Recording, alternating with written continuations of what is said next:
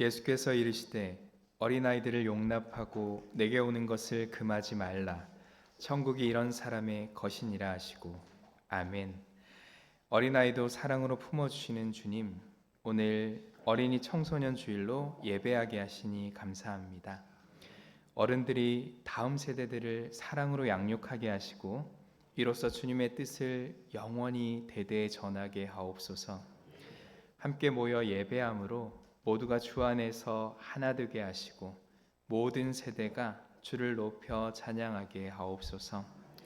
선포될 말씀을 통해 주께서 기뻐하시는 뜻을 깨닫게 하시고 주의 뜻을 따라 살기에 힘쓰는 모두가 되게 하옵소서.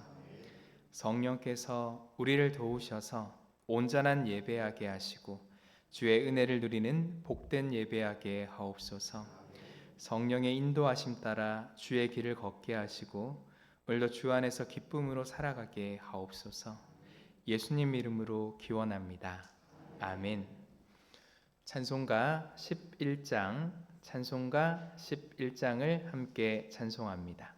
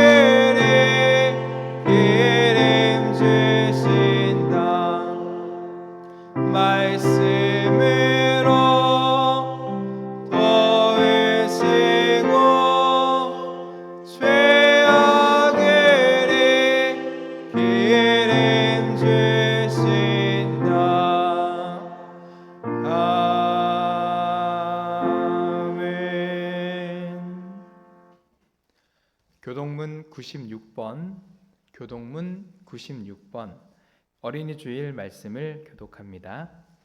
보라, 자식들은 여호와의 기업이요 젊은 자의 자식은 장사의 수중의 화살 같으니 이르되 진실로 너희에게 이르노니 너희가 돌이켜 어린아이들과 같이 되지 아니하면 그러므로 누구든지 이 어린아이와 같이 자기를 낮추는 사람이 또 누구든지 내 이름으로 이런 어린아이 하나를 영접하면 또 아비들아 너희 자녀를 노엽게 하지 말고 오직 주의 교훈과 훈계로 양육하라. 그리하면 늙어도 그것을 떠나지 아니하니라. 아멘. 사도신경으로 우리의 신앙을 고백합니다.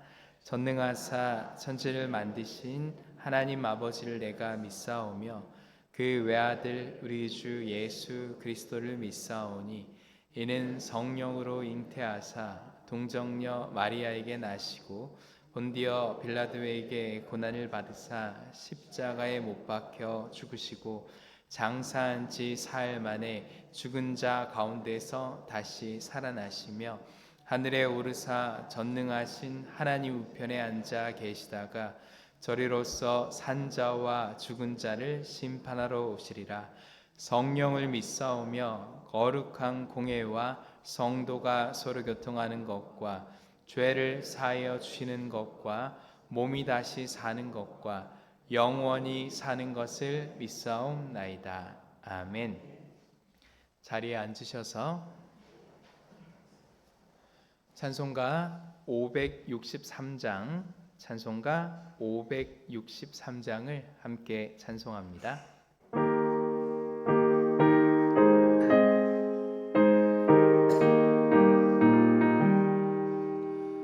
예수 사랑하심을 성경에서 배웠네.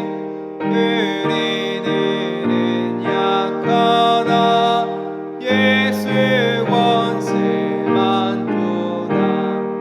날 사랑하심, 날 사랑하심, 날 사랑하심 성경에 쓰였네. 나를 사랑하시고 나의 죄를 다시서 하늘 문을 여시고 들어가게 하시네. 날 사랑하심, 날 사랑하심, 날 사랑하심 성경에 쓰였네. 내가 연약할수록 더욱 귀히 여기사 높은 보좌 위에서 낮은 나를 보시네. 날 사랑하심, 날 사랑하심, 날 사랑하심 성경에 쓰였네. 세상 사는 동안에 나와 함께 하시고 세상 떠나가는 날 천국 가게 하소서. 날 사랑하심, 날 사랑하심, 날 사랑하심 성경에 쓰였네. 아멘. 소성주 안수 집사님 나오셔서 기도하겠습니다.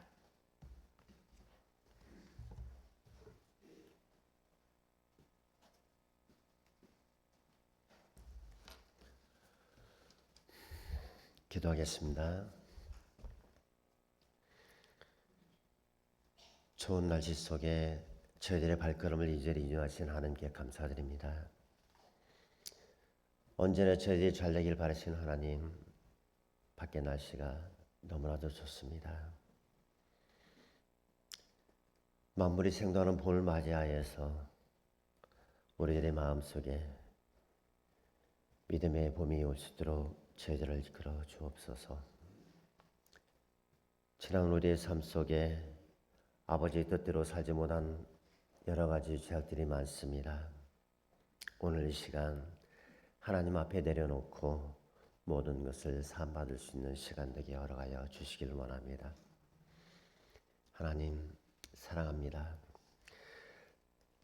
언제나 저희들을 위해서 내심 추사하시고 저희들이 바른 길을 걸을 수 있도록 방향을 제시하여 주시며 그 속에서 서로가 서로를 사랑할 수 있는 마음을 크게 갖게 하시며 우리 믿음의 자녀들이 우리보다 못한 사람을 위해서 사랑하는 데 있어서 최선을 다할 수 있도록 저희들의 믿음을 더욱 북돋아 주옵소서. 오늘 어린이 주일로 저희들이 하나님께 영광을 돌립니다. 누구나 다 처음 태어나서 나이를 먹고 노년이 오고 나중에 하나님과 함께하는 삶을 삽니다. 하나님의 말씀을 따라서 자녀를 양육하는 것이 하나님의 말씀일진데 저희들은 아버지의 뜻대로 말씀대로 하지 못한 저희들임을 고백합니다. 하나님 아버지, 부족하고 연약한 저희들이 하나님과 함께하기 위해서 또 어린 자녀들을 위해서 어떻게 키워야 하며 양육해야 할지 고민하게 하시고 또 어떻게 권면해야 할지 노력하게 하옵소서. 저희들이 부족한 우물로 인하여서 아이가 자라며 한쪽에 치우치지 아니하도록 하나님께서 붙들어 주시옵소서. 이 제전에 속한 여러 기관 및 보이지 않은 곳에서 열심을 다하여 순종하며 하나님께 영광을 돌리는 믿음의 자녀들 언제나 늘 축복하시고 함께 하시길 원합니다. 이 자리에 나기 원하거나 몸이 연약하여서 참석하지 못한 우리 사랑하는 성도님들 있을진데 그 어느 곳에 있든지 마음은 이 제자리에 있게 하시고 이 시간 함께 할 수 있도록 이끌어 주시옵소서. 우리 사자인 목사의 말씀을 통하여서 저희가 그동안 받지 못하였던 영의 양식을 채워지는 시간 되게 하시고 그 속에서 무럭무럭 믿음의 새싹이 자라게 하시고 그 새싹이 나무가 되어서 나중에 후세들에게 그늘을 비춰줄 수 있도록 믿음의 성장을 북돋아 주기를 원합니다. 모든 것이 아버지 뜻 안에서 이루어질 줄 믿고 예수 그리스도의 이름으로 기도드렸습니다.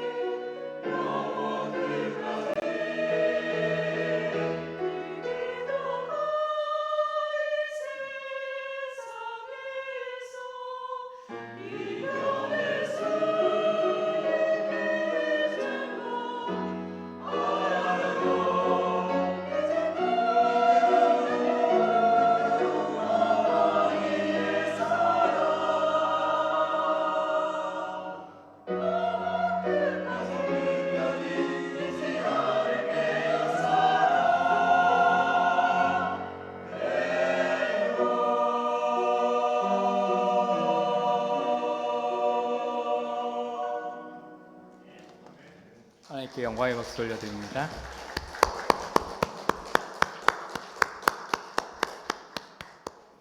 교회 소식 알려드립니다. 오늘은 부활절 셋째 주일이며 총회가 정한 어린이 청소년 주일입니다. 교회 안에서 성장하는 다음 세대를 위해 기도해 주시고 만날 때마다 격려해 주시길 바랍니다. 교회 교육을 위해 헌신하시는 목회자와 선생님들에게 감사드리며 예배에 오신 여러분들을 환영합니다. 다음 주일은 2025년 어버이 주일로 지킵니다. 우리를 낳아주시고 길러주신 부모님의 은혜를 기억함으로 성경이 약속한 복을 누리시기를 원합니다. 2025년 처음으로 부모님을 정성껏 모신 효부상 시상식도 있습니다. 다음 주일 오후에는 안수 집사의 주관으로 전교인 한마음 운동회가 있습니다. 운동회를 위하여 주일 오전 예배는 10시 30분에 전교인 연합 예배로 드립니다. 친교 후에 전체적으로 이동하며 시간 계획은 다음과 같습니다. 준비물은 간편한 복장과 꼭 운동화를 착용해 달라는 요청이 있었습니다.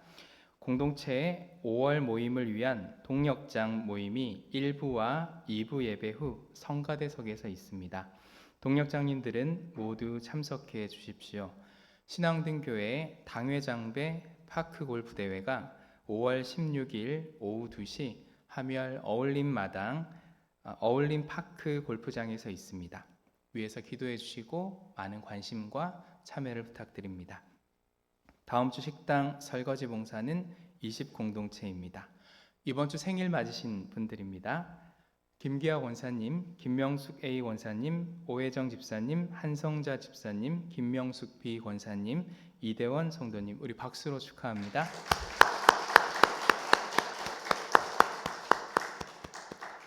다 함께 찬송가 467장을 함께 찬송하며 봉헌합니다.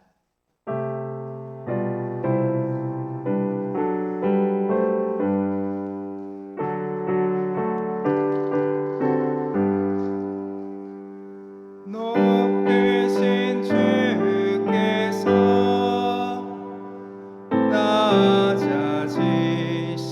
낮아지심을 낮은 자를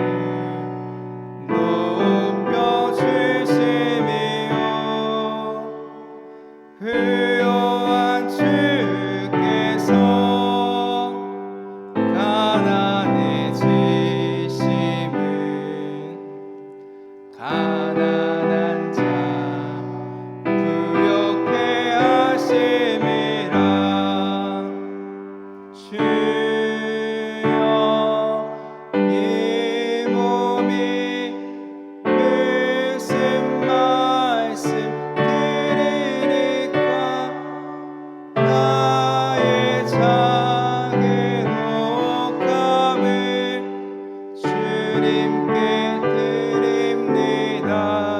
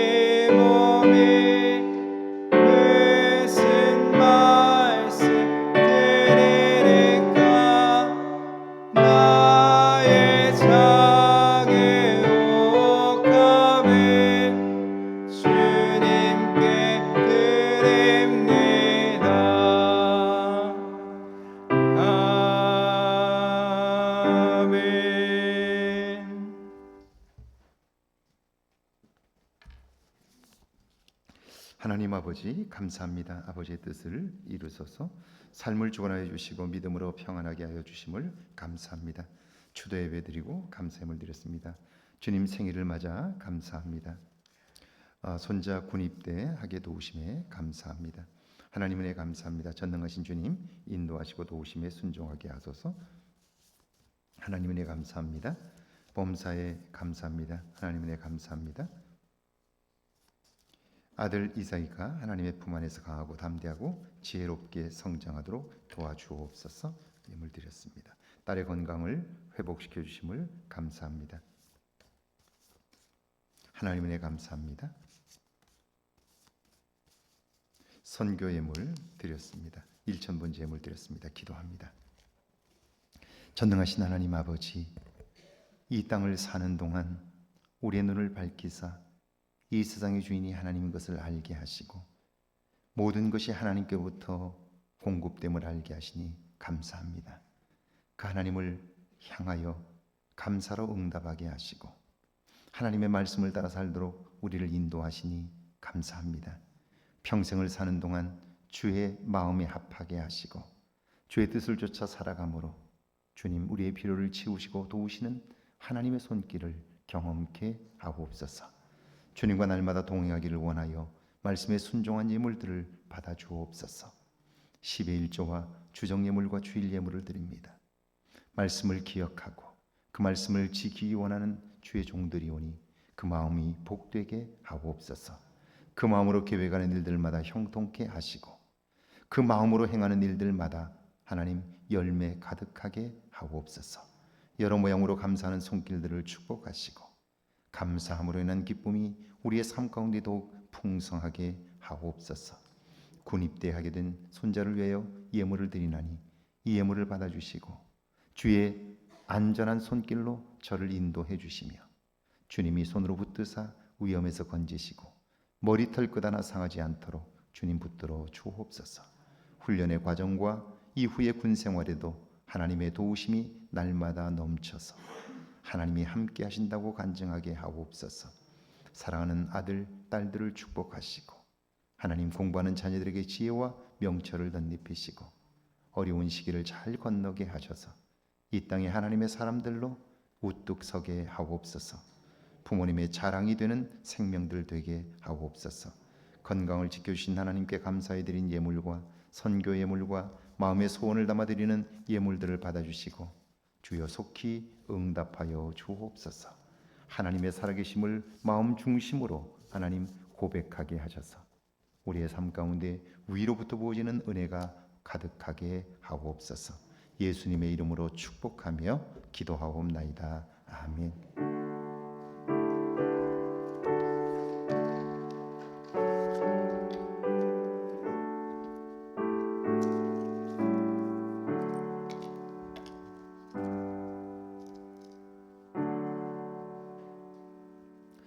오늘 저에게 주시는 하나님의 말씀은 구약성경 창세기 6장 11절에서 20절까지 말씀입니다.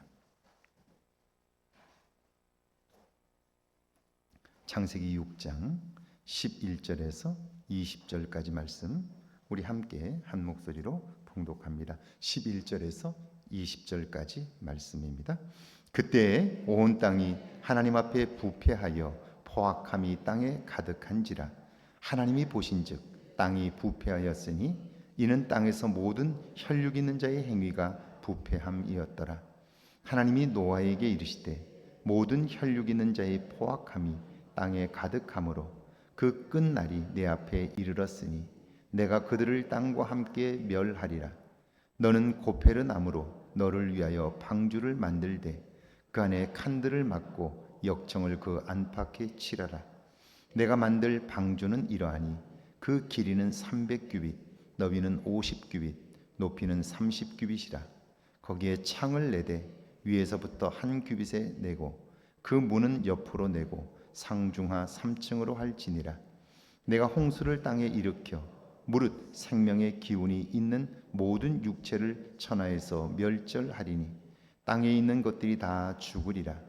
그러나 너와는 내가 내 언약을 세우리니 너는 내 아들들과 내 아내와 내 며느리들과 함께 그 방주로 들어가고 혈육 있는 모든 생물을 너는 각기 암수 한 쌍씩 방주로 이끌어들여 너와 함께 생명을 보존하게 하되 새가 그 종류대로 가축이 그 종류대로 땅에 기는 모든 것이 그 종류대로 각기 둘씩 내게로 나아오리니 그 생명을 보존하게 하라.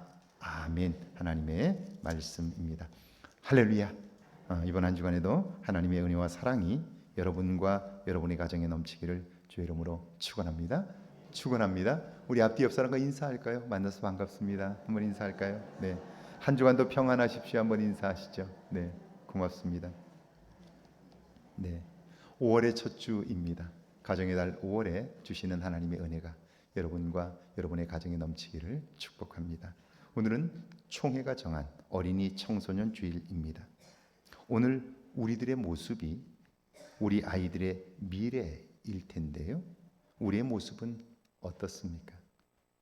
지난달 22일 JTBC 사건 반장에서는요, 충격적인 사건 하나를 보도했습니다. 강원도에서 종합건설회사를 운영하는 대표의 제보였는데요. 이 회사는 2021년 음식점 건축 공사를 맡았습니다. 한참 공사가 진행되는 중에 근로자 A씨는 비가 와서 미끄러진 철근을 밟고 4m 정도 높이에서 추락하게 됩니다. 척추뼈가 골절되었고요. 수시로 핀을 6개나 박아서 결국 하반신 마비 판정을 받았습니다. 다음해 7월 A씨는 산업재해보상보험법상 제1급 제8호 장애 등급을 받게 되고요. 이 등급은 이 사람은 두 다리를 완전히 사용하지 못한다는 의미입니다. 사고 이후 A씨는 회사를 상대로 산업안전보건법 위반 혐의로 형사소송과 손해배상금 10억 원을 요구하는 민사소송을 진행했습니다. 형사소송건에 대하여 법원은 회사가 안전설비를 제대로 설치하지 않았다고, 그래서 사고가 발생했다고 벌금 1,000만 원을 선고했습니다. A씨가 재판에서 이긴 거죠. 그러면요, 이런 승소는 남은 민사재판에도 유리하게 작용합니다. 민사소송에서 A씨는 수술받기 전에 의사는 하반신이 마비될 것이라고 말했고 실제로 무릎 아래가 모두 다 마비가 되었다는 거예요.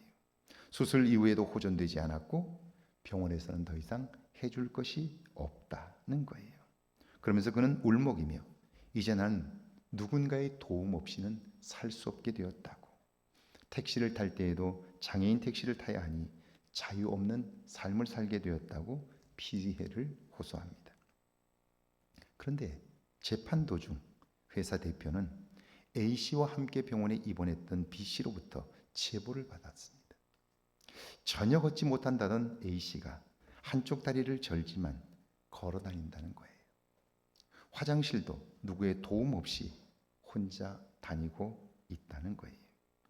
이상함을 느낀 회사 대표는 그의 뒤를 쫓았습니다. 그리고는 결정적인 증거를 확보합니다. 휠체어를 타고 아파트를 나온 A씨는 아내의 도움을 받아 조수석에 올랐습니다. 그리고 내릴 때 A씨는 누구의 도움도 없이 두 발로 걸어 식당에 들어섰습니다. 나올 때도 스스로 걸어서 나왔고요. 차를 타고 집에 와서는 다시 휠체어로 이동합니다. 이 모든 것이 CCTV에 고스란히 찍혔습니다. 그러니까 법정에서 진술한 모든 것이 다 거짓이었죠. 제가 이 사건을 접하면서 충격을 받았던 것은요, 이 사건을 제기한 A씨뿐 아니라 그의 아내도 이것이 거짓임을 알고 있었죠. 그러니까 함께 공모한 겁니다. 만약 아내가 그건 옳지 않다고 말했다면 후에 벌어질 상황은 막을 수 있었습니다. 그뿐 아니라 자녀가 있었다면 아이들은 그걸 모를까요? 알았다면 그런 엄마와 아빠를 존경할 수 있을까요? 그런데 그 사건과 더불어 제 눈에 들어온 또 다른 기사 하나는요, 자동차 사고를 핑계로 한방병원에 입원하는 가짜 환자의 보도였습니다. 실비보험금을 타기 위해 병원에 누워 있는데 정말 심각한 수준에 이르렀다는 겁니다. 오늘 우리가 사는 세상의 모습이지요. 그런데 이런 세상이 오늘 본문에 나오는 세상과 너무나 많이 닮아 있습니다. 오늘 본문 창세기 6장 11절과 12절입니다. 같이 한번 읽어볼까요? 그때 온 땅이 하나님 앞에 부패하여 포악함이 땅에 가득한지라. 하나님이 보신즉 땅이 부패하였으니 이는 땅에서 모든 혈육 있는 자의 행위가 부패함이었더라. 노아가 살았던 시대, 그 시대 사람들은요 부패했습니다. 부패란 악취를 내며 썩는 거지요. 원래는 어땠는데요? 좋았습니다. 하나님이 감탄하실 정도로 정말 괜찮았어요. 그렇다면 왜 이렇게 되었을까요? 어느 순간 나도 모르게 더럽혀진 거죠. 세상적인 가치에 물이 들게 된 거죠. 구약성경 사무엘 하에 보면요, 암몬 왕 한운에 관한 기록이 있습니다. 그의 아버지 나하스는요, 사울 왕 때에 이스라엘과 이 긴장 관계를 유지했습니다. 그러다가 다윗 왕 시절에 서로 화친하게 되었고요, 좋은 관계를 유지합니다. 암몬 왕 나하스가 죽자 뒤를 이어 그의 아들 한운이 왕위에 올랐는데요, 이 나하스 왕의 장례식에 다윗이 대규모 조문단을 보냈습니다. 진심으로 애도를 표하기 위함이죠. 그런데 그들을 본 암몬의 신하들, 그 신하들이 왕에게 이렇게 말합니다. 왕이여, 다윗이 대규모 조문단을 보낸 것이 왕의 아버지를 공경함이라고 생각하십니까? 그것이 아닙니다. 다윗은 지금 신하들을 보내 이 성을 엿보고 있는 겁니다. 이 나라를 빼앗고 성을 함락시키기 위함입니다. 그래요. 그 말을 듣기 전에는 다윗이 고맙고 감사했습니다. 그렇게 많은 조문단을 보낸 것, 진심으로 고마운 마음이 들었습니다. 그런데 그 말을 듣고 보니까 어떻습니까? 정말 그런 것 같은 거예요.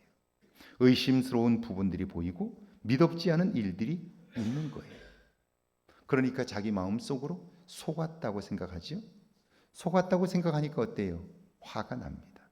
참을 수가 없습니다. 한운 왕은요, 다윗의 신하들을 불러다가 수염을 다 잘라버립니다. 바지를 절반을 잘라 거짓골을 만들어서 돌려보냅니다. 자, 다윗은 그런 신하들을 볼 때 어떨까요? 자기 진심에 상처를 입게 되었죠. 결국 군대를 보냈고요, 암몬은 망하고 맙니다. 한 사람의 부패한 생각이 나라 전체를 무너뜨렸습니다.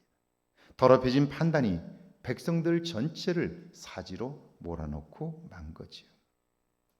노아 시대가 이와 같다면 이런 시대를 보는 하나님의 마음은 어떨까요? 13절입니다. 같이 한번 읽습니다.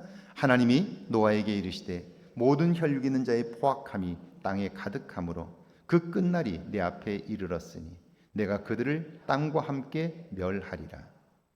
5절에 보면요, 하나님은 그런 세상을 보시며 마음 아파하셨어요. 사람을 지으셨던 것, 그것을 후회하셨습니다. 여러분, 우리가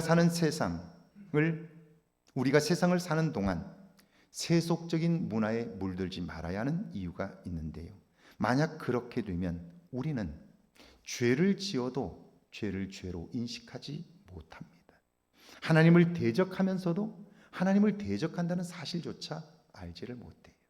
그러니까 어느 순간 멸망에 이르게 되는 거죠. 종교개혁자 마르틴 루터는요, 원래 가톨릭 수도사이며 대학의 교수였습니다. 그런 그가 종교개혁을 진지하게 생각하게 된 계기가 있는데요, 그것은 그의 나이 27살에 경험한 로마 방문입니다. 당시 가톨릭 교인들은 로마를 천국의 모형처럼 생각했습니다. 거대한 성당들이 있지요. 그 지하에는, 큰 성당의 지하에는 40명이 넘는 교황과 7만 6천여 명의 순교자 유해가 묻혀 있습니다. 모세가 보았다는 떨기나무의 한 가지가 그곳에 있고요. 예수님이 탄생할 때 헤롯에 의해 죽은 아이들의 유골도 있습니다. 사도 바울이 옥중에서 찾다는 족쇄도 있고요. 도미티안 황제가 사도 요한의 머리를 자를 때 사용했다는 이 가위도 그곳에 보관되어 있습니다. 그뿐 아니라 가룟 유다가 예수님을 팔고 받았던 동전을 가진 성당도 있었고요. 라테란 성당 앞에 있는 28개의 거룩한 계단은요, 예수님께서 끌려 나오실 때에 빌라도가 서 있었던 그 계단입니다. 원래 그것은 예루살렘에 있었죠. 그 예루살렘에 있었던 그 계단을 모두 다 이 로마로 옮겨왔는데요. 교회는 그 돌계단, 28개의 돌계단을 무릎으로 기어 오르면 어떤 죄를 지었든지 용서받을 수 있다고 가르칩니다. 그뿐 아니라 당시 가톨릭 교회는 이런 성물들을 만지면, 이런 성물들을 보면, 그러면 사람의 죄를 면할 수 있다고 그렇게 이야기를 해요. 그러니까 가톨릭 교인이라면 누구나 다 로마를 방문해 보고 싶겠죠. 한 번이라도 생애에 그곳에 가보고 싶은 거예요. 루터 역시 마찬가지였습니다. 그리고 그는 그 꿈을 드디어 27살의 나이에 이루게 됩니다. 로마에 입성한 루터는 제일 먼저 무릎을 꿇고 땅에 입을 맞추며 이렇게 외칩니다. 오 로마여, 축복받은 도시여. 감격하며 그렇게 외쳐요. 그런데 그가 경험한 로마는 그가 생각했던 것처럼 거룩하지 않았습니다. 당시 성베드로 성당을 건축하면서 교회는 면죄부를 팔았고요. 사제들은 타락했습니다. 거리는 온갖 쓰레기로 넘쳤고요. 성경이 말씀하는 진리는 어디에도 발견할 수 없었습니다. 4주간을 머물고 돌아오는 길에 루터의 생각은 달라졌습니다. 로마를 향해 갈 때만 해도 로마는 거룩한 도시요. 그곳에는 거룩한 성물들이 가득하고 그걸 보고 만질 때 우리의 죄가 용서받고 그 도시는 이 땅에 세워진 천국과 같은 곳이라고 여기며 찬송했는데요. 그런데 돌아오는 길에 그 로마를 경험하고 나서 돌아오는 길에 그의 생각은 완전히 달라졌습니다. 그는 이렇게 생각합니다. 지옥이 있다면 로마는 그 지옥 위에 세워졌다라고 확신합니다. 그래서 그는 성경 연구에 더욱 몰두했고 오늘 교회의 가르침이 성경 어느 말씀에 근거하고 있는지, 지금 교회가 많은 것들을 교인들에게 가르치고 있는데 모두 다 성경에서 벗어난 것들을 가르치고 있는 거예요.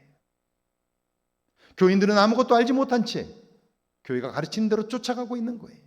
그러니까 죄가 죄인지조차 알지 못한 채 세속적인 가치에 물들어 욕망을 쫓아 사는 거죠.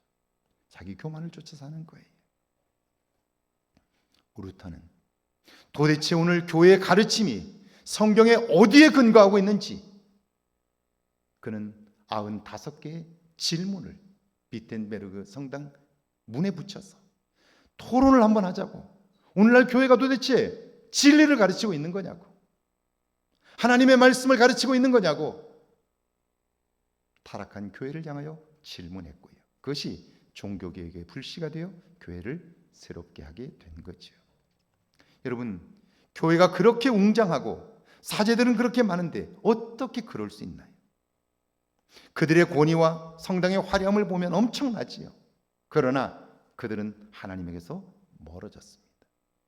당연히 하나님을 알지 못합니다. 그러니까 죄를 밥 먹듯이 저지르고요. 그것이 죄인지조차 모릅니다. 오늘 교회된 우리들은 어떻습니까? 우리는 분명 부패한 세상 속에서 살고 있습니다. 탄핵 사건에 대통령 변호를 맡았던 젊은 변호사의 대화 내용이 유튜브에 돌아다닙니다. 여러분도 들어보셨나요? 절반이 넘게 욕설입니다. 나와 다른 생각을 가진 사람들에 대한 적대감은 크게 달합니다. 나도 모르는 사이에 그런 문화와 가치관에 물들어 있지는 않습니까? 그런데 이런 상황에서도 믿음을 지키는 사람이 있습니다. 하나님과 신실하게 교제하는 생명이 있습니다. 그의 이름이 노아입니다. 노아 13절에서 17절입니다. 같이 한번 읽어볼까요? 하나님이 노아에게 이르시되 모든 혈육 있는 자의 포악함이 땅에 가득하므로 그 끝날이 내 앞에 이르렀으니 내가 그들을 땅과 함께 멸하리라. 너는 고페르 나무로 너를 위하여 방주를 만들 때 그 안에 칸들을 막고 역청을 그 안팎에 칠하라. 내가 만들 방주는 이러하니 그 길이는 300규빗, 너비는 50규빗, 높이는 30규빗이라. 거기에 창을 내되 위에서부터 한 규빗에 내고 그 문은 옆으로 내고 상중하 3층으로 할지니라. 내가 홍수를 땅에 일으켜 무릇 생명의 기운이 있는 모든 육체를 천하에서 멸절하리니 땅에 있는 것들이 다 죽으리라. 하나님이 노아에게 이르시되, 여러분 이것이 오늘 말씀의 핵심입니다. 지금 다른 사람들은요 세속적인 관심과 타락한 삶에 빠져 분주합니다. 다른 어떤 소리도 들을 수 없습니다. 아니 들리질 않습니다. 그런데 노아는 어떻습니까? 하나님께서 노아를 부르자 그는 즉시 응답했습니다. 어떻게 그럴 수 있었을까요? 그는 자신의 삶에서 하나님과의 관계를 첫째로 두었습니다. 그것을 마음에 두게 되자 다른 소리가 들리질 않습니다. 그러니까 쾌락과 교만, 욕심에 이르는 유혹에서 자신을 지킬 수 있는 거죠. 노아는 하나님의 음성을 들을 수 있는 마음, 그분의 목소리를 분별할 줄 아는 귀를 가졌습니다. 그러니까 하나님의 부름에 즉시 응답했고요. 심판에 대한 메시지와 구원의 일에 쓰임받게 되었습니다. 그런데 여러분 아세요? 듣는 마음과 들을 귀는요 어린 아이들의 특징입니다. 요한복음 6장에 보면 정말 많은 사람들이 예수님을 둘러싸고 있었습니다. 그들을 보신 예수님께서 빌립에게 묻습니다. 이 사람들이 먹을 떡을 어디서 살 수 있을까? 성경에 보면 그들은 대략 5,000명입니다. 지금도 5,000명을 먹일 떡을 준비하려면 적어도 하루 전에 예약을 해야 합니다. 그런데 갈릴리 호수 주변에 그런 가게가 있을 리가 없습니다. 그 많은 사람을 먹일 떡을 살 곳이 없다는 걸 그곳에 있는 사람은 누구나 다 압니다. 당연히 예수님도 모를 리가 없습니다. 그런데 이 사람들을 먹일 떡을 어디서 살까? 예수님은 그렇게 말씀하세요. 떡 살 곳 없어요. 다 알아요. 그런데 왜 예수님은 이런 엉뚱한 말씀을 하실까요? 자, 그러니까 이건요 떡 얘기가 아닌 거예요. 성경은 그 다음에 이렇게 말씀해요. 예수님께서 이렇게 말씀하시면 빌립을 시험코자 하십니다. 빌립에게 지금 이 말씀을 들을 줄 아는 귀가 있는지, 이 말씀을 깨달아 알 수 있는 듣는 마음이 있는지 이걸 알아보고 싶은 거예요. 예수님의 이 마음은 오늘도 같을 거예요. 오늘 우리가 살면서 이해할 수 없는 일들을 만날 때 그때 우리는 나의 판단보다 앞서 왜 하나님께서 나에게 이런 일을 주셨을까라고 묻고 그 질문에 대한 답으로 반응하시나요? 아니면 여러분의 판단이 앞서서 말 같지도 않은 소리를 한다고 그렇게 평가해 버리시나요? 예수님의 말씀을 그의 의도를 들을 수 있는 마음, 그걸 알아차릴 수 있는 귀, 이게 오늘 우리에게 있느냐 하는 거예요. 이 사람들을 먹일 떡이 어디서 살 수 있을까? 이건 떡 얘기가 아닌 거예요. 자, 그렇다면 한번 생각해 보세요. 지금 5,000명이나 되는 사람들은 왜 예수님을 따를까요? 성경에 보면요, 큰 무리가 따르니 이는 병자들에게 행하시는 표적을 보았음이라 그래요. 사람으로서는 할 수 없는 일을 그분이 하신 거예요. 그러니까 그 예수님을 따랐던 사람들은 누구나 다 이런 생각을 가진 거죠. 저분에게 가면 육체적인 문제, 경제적인 문제, 자녀 문제, 건강 문제, 인간관계의 문제 등 내 삶의 모든 문제가 해결될 수 있겠다는 생각을 가지고 있는 거예요. 그들은 저분은 누구신가? 누구시길래 사람이 할 수 없는 일들을 하시는가 궁금한 거예요. 알고 싶은 거예요. 예수님이 그걸 알고 계시고요. 그런 의문에 답을 주시기 위해서 질문한 거죠. 자, 그런데 빌립은 어때요? 그것을 떡 얘기로 받았습니다. 그 많은 떡을 어디서 살 수 있겠습니까? 혹 살 곳이 있다고 해도 200데나리온 이상이 들 텐데, 수천만 원이 들 텐데 그 돈이 어디 있습니까? 라고 이야기를 해요. 믿음으로 반응해야 할 빌립은 자신의 상식으로 판단했습니다. 왜 이렇게 될까요? 그 말씀을 하신 예수님의 마음을 알지 못하기 때문이죠. 그 말씀을 듣고 이해할 수 있는 귀가 없기 때문입니다.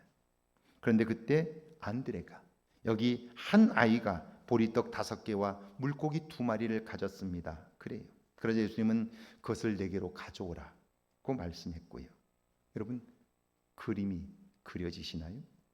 아이는 벌떡 일어나 예수님께 드렸습니다. 그리고 예수님은 그것으로 5,000명을 먹이시고요. 12광주리가 남습니다. 제 상상입니다. 그 많은 사람들 중에 도시락을 가진 사람이 그 아이밖에 없었을까요? 아닐 겁니다. 그렇다면 그들은 왜 예수님께 자신의 도시락을 드릴 수 없었을까요? 1차적으로는 자기가 먹어야 하니까요.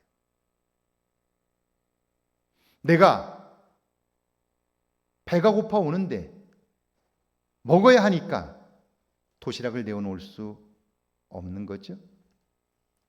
이기적이고 자기중심적인 모습입니다. 게다가 이까짓 것, 한 사람이 먹을 걸 가지고 내어놓는다고 해서 무슨 대수가 되겠느냐고 생각하는 거죠. 예수님은 그걸로도 5,000명을 넉넉히 먹이게 할 수 있는 분인데 이까짓 것 가지고 뭘 할 수 있느냐고 그렇게 판단하는 거예요. 오늘 믿음 안에 산다고 하지만, 하나님은 전능하다고 믿지만 우리의 삶에 자꾸 큰 어려움만 만나면 하나님도 아무것도 할 수 없는 분처럼 여기며 살고 있지 않나요? 왜 우리가 실망하나요? 왜 살면서 우리가 절망적인 마음에 빠지나요? 내가 해도 안 되면 하나님도 못하신다고 생각하는 것 아닌가요? 아니, 하나님보다 더 우리의 판단이 빠른 것 아닌가요? 그래서 스스로 좌절하고 절망하는 것 아닌가요? 예수님은 어린아이가 드린 그 보리떡 5개와 물고기 2마리로 5,000명을 먹이셨습니다. 이게 무엇을 말씀할까요? 예수님이 누구신가를 보여주신 거예요. 예수님은 우리가 할 수 없다고 여기는 그것까지도 하실 수 있는 분이고요. 그리고 그분을 믿는 믿음으로 우리가 들을 귀를 가지고 그분의 마음을 이해할 수 있는 마음만 가진다면 우리의 삶에는 이런 능력들이 나타나는 거죠. 경험되는 거죠. 자, 예수님은요, 이 어린아이와 같은 이 모습, 이 어린아이가 드린 이 적은 것을 가지고 그 많은 사람을 먹인 거예요. 자, 사람들은 이까짓 것 가지고 뭘 할 수 있겠느냐고 자기 스스로 판단하여 감췄어요. 나라도 먹어야 된다고. 그런데 아이는 예수님께서 달라 하시니 자신의 것을 드렸습니다. 예수님의 말씀을 들었고 평가하거나 판단하지 않습니다. 그러니까 그대로 순종할 수 있었죠. 예수님은 천국은 이런 아이의 것이라고 말씀하셨는데, 이때 아이는 바로 예수님의 말씀을 말씀 그대로 들을 수 있는 마음을 가진 사람입니다. 들을 귀를 가진 사람이지요. 예수님은 그런 천국을 소유한 사람을 통해 5,000명을 먹이고도 남는 사건을 행하신 거예요. 자신이 누구인가를 알게 하셨고요. 이제 그분을 내 생명의 구원자로 믿는 사람들을 통해서 여전히 예수님은 그 일을 행하고 계신 거예요. 제가 가끔 교인들에게 듣는 이야기입니다. 남편이 점점 더 어린아이가 되어간대요. 여러분, 어린아이가 되어간다는 건 좋은 거예요. 순수한 마음을 가진다는 거예요. 그런데 그 어린아이가 되어가는 남편의 모습을 보는 아내의 마음은 어떤가요? 귀찮다는 거예요. 부끄럽다는 거예요. 나는 어른이고 어린아이가 되어가는 남편은 아이라는 거죠. 그런데 어른된 우리가 판단하는 그 판단으로 우리의 삶이 행복한가요? 그 판단으로 살아 우리의 삶은 기쁨이 있으신가요? 나이가 들수록 부부가 서로 어린아이가 된다면요, 그들은 분명 시간이 지날수록 더 행복해질 거예요. 그리고 더 사랑스러워질 거예요. 천국은 바로 이런 사람의 것이라고 말씀하고요, 그 천국을 경험하는 사람은 예수님이 누구인가를 아는 사람이에요. 예수님을 안다는 것은 그분의 마음을 느낀다는 것이고요, 그분이 행하시는 일을 믿는다는 거예요. 그러니까 그들의 삶에는 기대감이 충만하고요, 주님이 행하신 일로 인한 기쁨이 있는 거죠. 바로 이런 어린아이의 삶이 천국에서의 삶이라고 말씀하죠. 창세기 6장 18절에서 20절인데 한번 같이 읽어볼까요? 18절에서 20절입니다. 그러나 너와는 내가 내 언약을 세우리니 너는 내 아들들과 내 아내와 내 며느리들과 함께 그 방주로 들어가고 혈육 있는 모든 생물을 너는 각기 암수 한 쌍씩 방주로 이끌어들여 너와 함께 생명을 보존하게 하되 새가 그 종류대로 가축이 그 종류대로 땅에 기는 모든 것이 그 종류대로 각각 둘씩 내게로 나오리니 그 생명을 보존하게 하라. 하나님은요, 세상을 심판하시지만 제일 먼저 그와 그의 가족을 구원하십니다. 믿음의 사람, 하나님의 마음을 알고 하나님의 말씀을 들을 수 있는 귀를 가진 노아와 그의 가족들을 먼저 구원하십니다. 그리고 세상의 모든 생명 있는 것들을 그를 통해 구원하십니다. 듣는 마음과 들을 귀, 어린아이의 특징입니다. 어른된 우리들이 어린아이의 모습을 회복하여 하나님의 구원을 이루기를 하나님은 오늘도 간절하게 원하고 계신 거죠. 어린 아이와 같이 되지 않고는 결코 천국에 이르지 못한다. 예수님의 말씀입니다. 오늘 여러분의 삶에 어린아이와 같은 모습이 있는가를 돌아보면서요, 다시 한번 하나님과 더욱 가까워지는 여러분 되기를 주의 이름으로 축원합니다. 우리 찬양하고 기도합니다.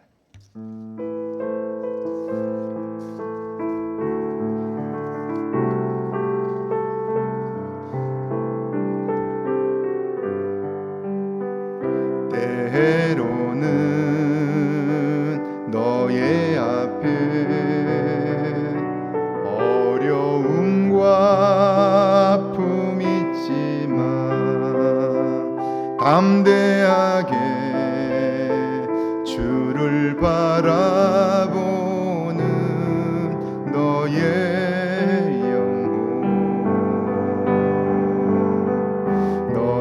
영혼 우리 볼 때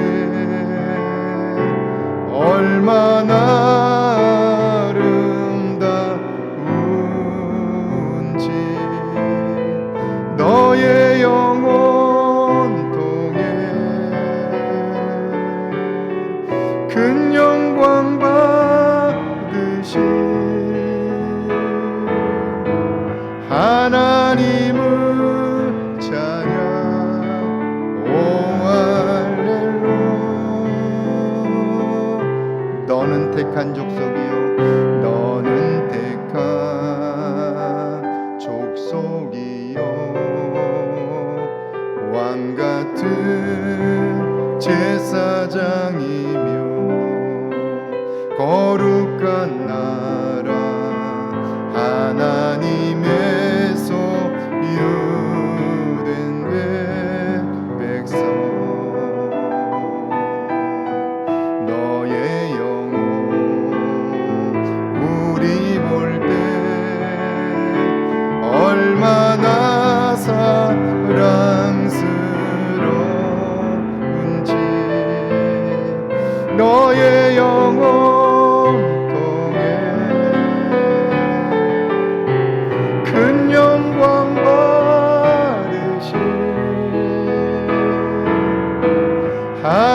하나님은 찬양 오 할렐루야.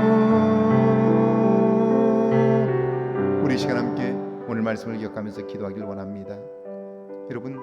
여러분은 요한계시록을 읽으면서 어떤 마음이 드시나요? 저는 요한계시록을 읽을 때마다 가슴이 뛰어요. 왜냐면요, 사도 요한은 하나님을 위하여 목숨을 건 사람이었어요. 그런데 그런 그가 아무것도 할 수 없도록 밤모섬에 유배를 갑니다. 복음에 대한 열정은 너무 큰데, 그런데 아무것도 할 수 없도록 손발이 묶인 거예요. 얼마나 절망적이었을까요? 그리고 그곳에서 나올 수 없습니다. 아무것도 할 수 없습니다. 모든 것이 끝난 것 같은 상황이죠. 그런데요, 사람들은 모두 다 끝났다고 말하고 현실은 앞이 보이지 않는 상황인데요, 그런데 하나님께서 요한의 눈을 여셔요. 그리고 하나님이 행하실 미래의 일들을 보게 하셔요. 그리고 오늘 박해를 받고 있는 이 사람들을 영광 중에 환영하실 하나님을 보게 하셔요. 그리고 주님이 다시 오시는 날까지 교회에 선포될 하나님의 말씀을 기록하게 하세요. 그의 기록은요, 박해와 고통 속에 있는 사람들에게 정말 사라지지 않을 소망의 메시지가 되었고요, 그자는 사랑의 메시지는 사람들의 가슴에 불을 질러 그리스도를 위하여 평생 헌신하며 살도록 충동해요. 목숨을 두려워하지 않는 믿음의 사람들로 세우게 해요. 여러분 어떤가요? 오늘 여러분에게 하나님의 마음을 깨달아 알 수 있는 그런 마음이 있으신가요? 그걸 들을 수 있는 귀가 있으신가요? 어린 아이를 통하여 우리에게 말씀하셔요. 함께 우리 이런 마음과 이런 귀를 갖게 해달라고요. 함께 기도합니다. 하나님 아버지, 이 어린이 주일에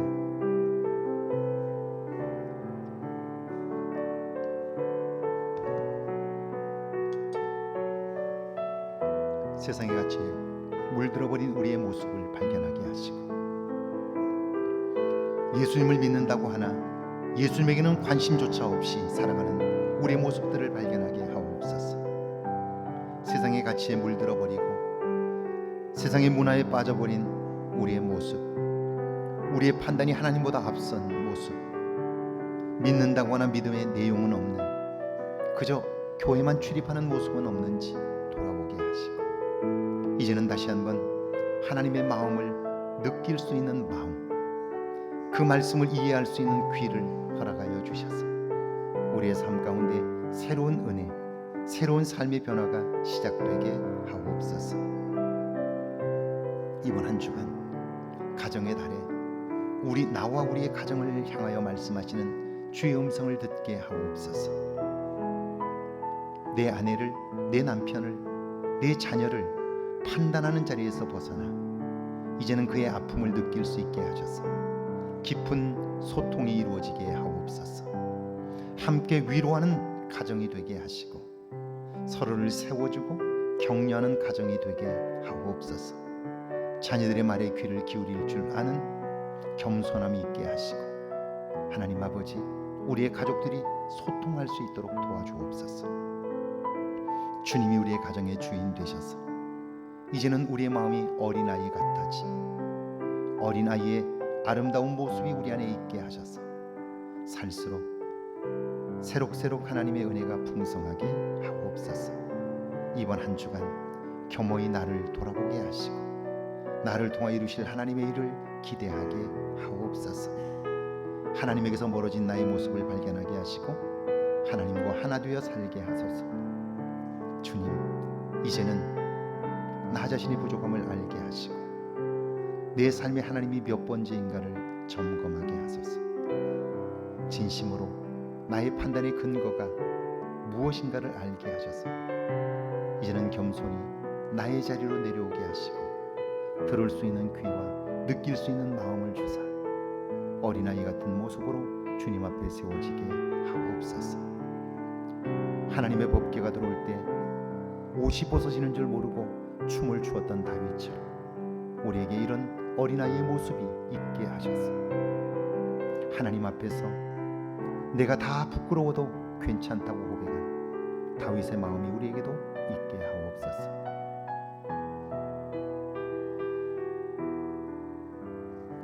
지금은 우리 주 예수 그리스도의 은혜와 하나님의 놀라우신 사랑하심과 성령의 도우시고 함께 하시는 은총의 역사가 어린아이처럼 듣는 마음과 들을 귀를 갖기를 원하는 주의 모든 백성들과 가정과 일터와 우리의 교회 위에, 우리가 사는 이곳 아름다운 익산과 이 땅과 온 세계 위에 이제로부터 영원토록 함께 계실지어다. 아멘.